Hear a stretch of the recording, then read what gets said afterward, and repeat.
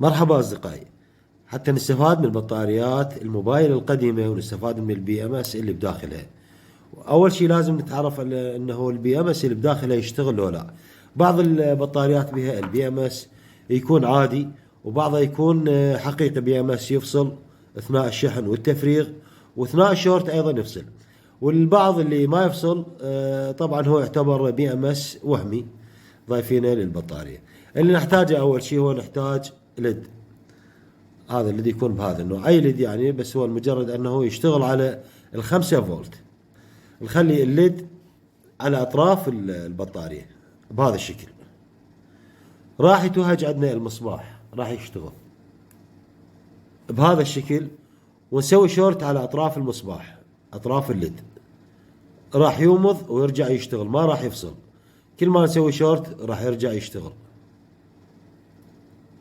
اذا هذا البي ام اس اللي موجود هنا هو بي ام اس تالف، اثناء الشورت ما يفصل، وايضا اثناء الشحن ما يفصل، واثناء التفريغ ايضا ما راح يفصل. فيعني اكو مشكله بهذا البي ام اس وهذا البي ام اس. ما بي موسفتات، مجرد كونكت من داخل خليه الليثيوم للخارج. نفحص بطاريه نوع اخر. هذا عندنا بطاريه نفحص البي ام اس مالها، ايضا بنفس التوصيل بهذا الشكل، ونوصل الموجب والسالب، نسوي له شورت. اذا تلاحظون طفى، ارجع افصل واوصل، اشتغل الليد. اسوي شورت، فصل، ما راح يوصل الا افصل وارجع. اذا هذا البي ام اس هو بي ام اس حقيقي اللي موجود هنا، ما بي اي مشكله. وهذا البي ام اس اللي هنا نقدر نفتحه من البطاريه، نبقيه، او نفتحه من البطاريه، نفتحه بهذا الشكل مثل ما تشوفون. هاي هسه هذا اللي عندنا البي ام اس، هنا الموجب وهنا السالب من الداخل، وهاي اسلاك لحمناها على الاطراف. هذا البي ام اس راح نخليه على بطاريه الليثيوم ايون هذه العاديه.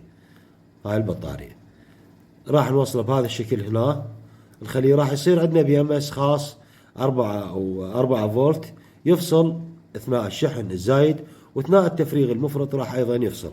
بهذا الشكل نوصله هنا على الاطراف، نلحم طرف منه وطرف منه، راح يكون هذا هو البي ام اس بعد ما ربطناه على بطاريه الليثيوم ايون ولحمناه.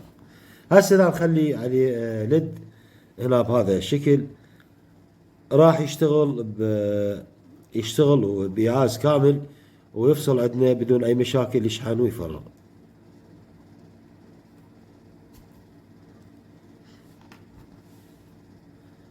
اذا نسوي شورت راح يطفى، طفى البي ام اس. اذا البي ام اس اللي موجود هنا هو ما بي شيء، وبي ام اس حقيقي. سواء حمايه من الشورت للبطاريه، وايضا بالشحن بحمايه ايضا ثانيه. نركبه مره ثانيه يرجع يشتغل.